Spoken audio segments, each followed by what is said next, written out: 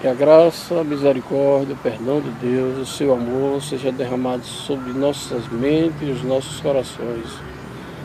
Meus amados, eu venho aqui falar de algo que temos que aprender realmente o que é perdão. É interessante que queremos ser perdoados por Deus, mas no entanto não sabemos perdoar ao nosso semelhante. Quando somos feridos, machucados, até humilhados e acusados injustamente, dificilmente nós sabemos perdoar. E tem muitos que ainda dizem que quem perdoa é Deus, mas na realidade a própria palavra nos mostra algo bem interessante. No livro de Mateus, capítulo 6, no versículo 12, ele diz assim, na oração do Pai Nosso: E perdoa-nos as nossas dívidas, assim como nós temos perdoado os nossos devedores. Interessante como nós mesmos, na oração do Pai Nosso, nós pedimos a Deus que nos perdoe de acordo com o que nós estamos perdoando aos nossos semelhantes. No entanto, queremos receber o perdão de Deus, mas no entanto não sabemos perdoar. Quando alguém chega, nos fere, nos causa um aborrecimento, é raro as pessoas que realmente sabem perdoar. Hoje, o que está acontecendo no país, com toda essa investida dos políticos, de tudo isso, será que nós estamos aptos a perdoar estas pessoas? Será que estamos realmente preparados para fazer isso? Mas, no entanto, queremos o perdão de Deus e esquecemos que os políticos estão no poder, né? Mas quem colocou ele lá fomos nós. O mais impressionante é isso. Não paramos para observar isso. Da mesma forma que eles têm a parcela de culpa, nós também temos também. E se hoje Deus fosse destruir todos esses políticos corruptos, a nação em peso também seria atingida também. Essa é uma armadilha que Satanás coloca e que muitas vezes não percebemos.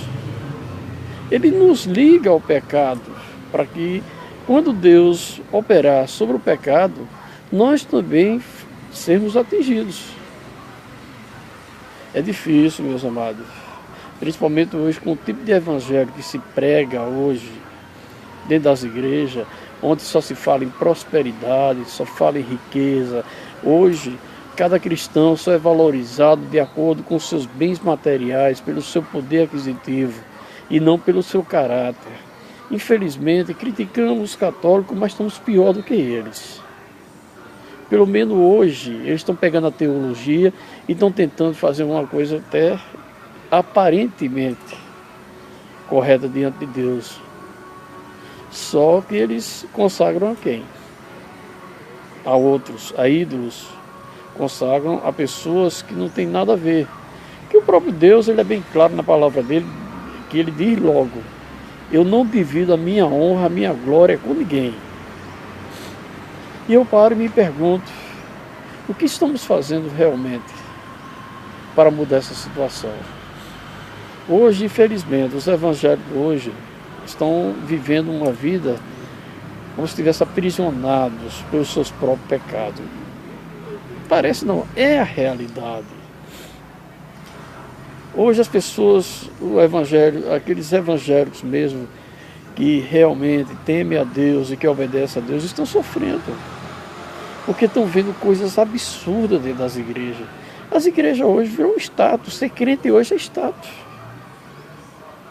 Infelizmente nós estamos passando por esta realidade. Nós temos que acordar. Nós temos que aprender principalmente a pedir perdão a Deus por tudo que nós fazemos, por tudo que praticamos. Mas como podemos receber o perdão de Deus se não perdoamos a nosso semelhante? Para confirmar isso, no mesmo texto, no mesmo capítulo, logo mais em seguida, depois da oração do Pai Nosso, a palavra nos diz assim: porque se perdoardes aos homens as suas ofensas, também vosso Pai Celeste vos perdoará. Se, porém, não perdoardes aos homens as suas ofensas, tampouco vosso Pai vos perdoará as vossas ofensas. É difícil, né, meu?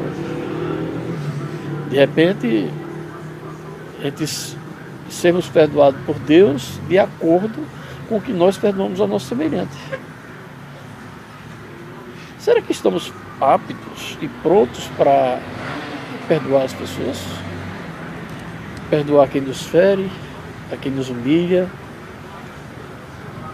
orar por aquele que nos persegue, como a própria palavra nos diz. E esquecemos hoje, meus amados, que nós lutamos contra principados e potestades, demônios que querem nos destruir, querem nos escravizar, querem nos afastar de Deus.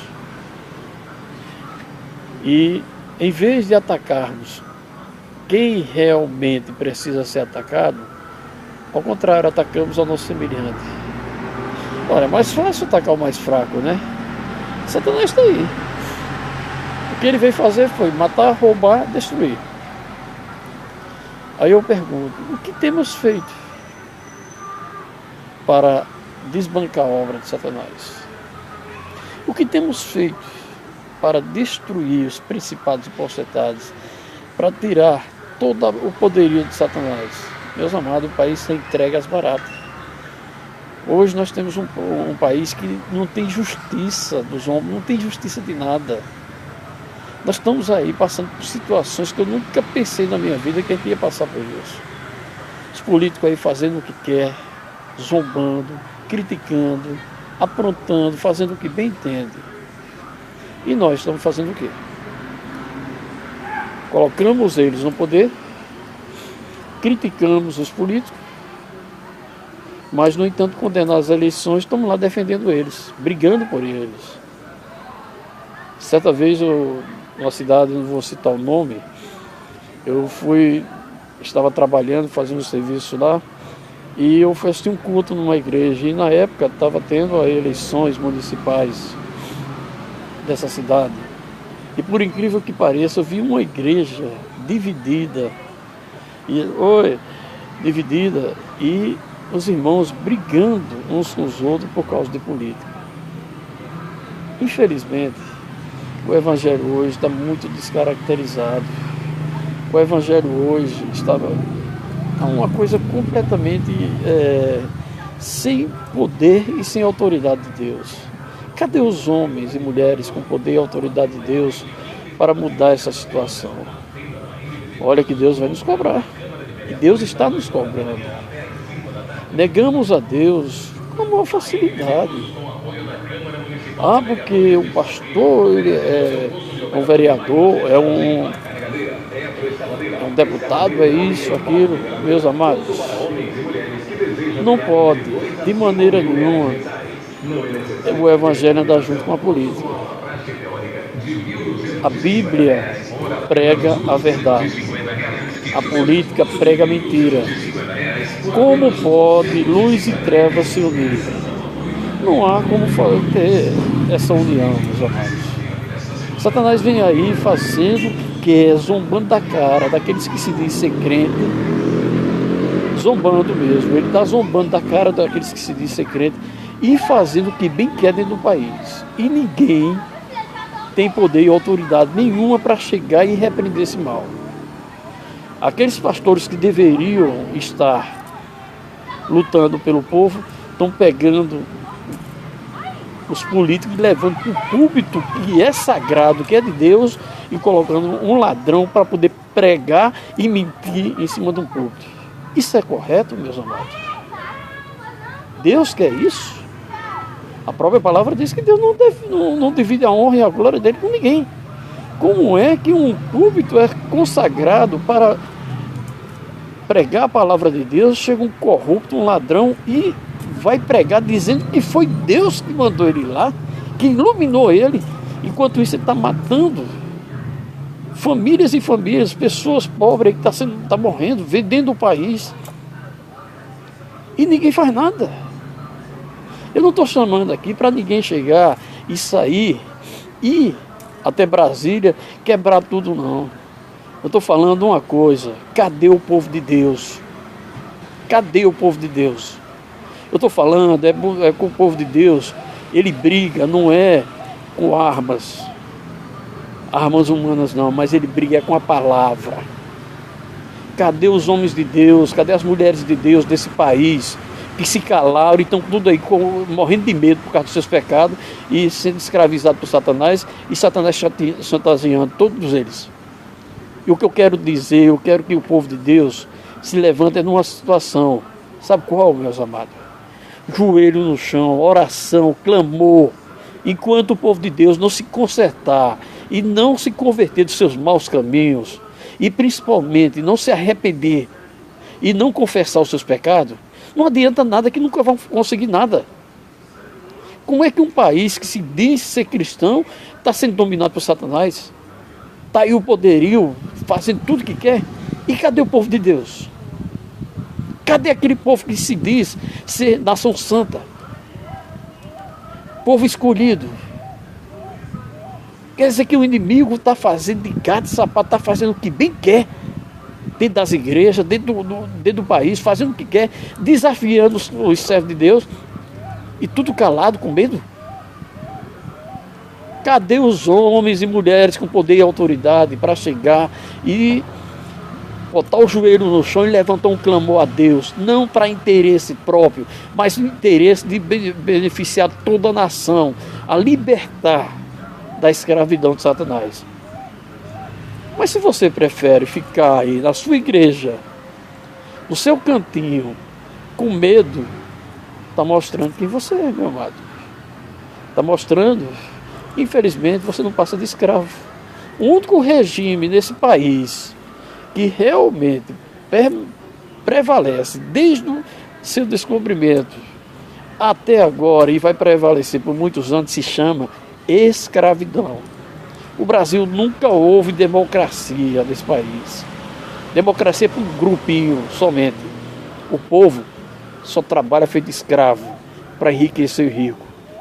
Cadê o povo de Deus para mudar essa situação? Cadê o povo de Deus para levantar um clamor e pedir que Deus opere a sua justiça, que traga a sua justiça para todos nós?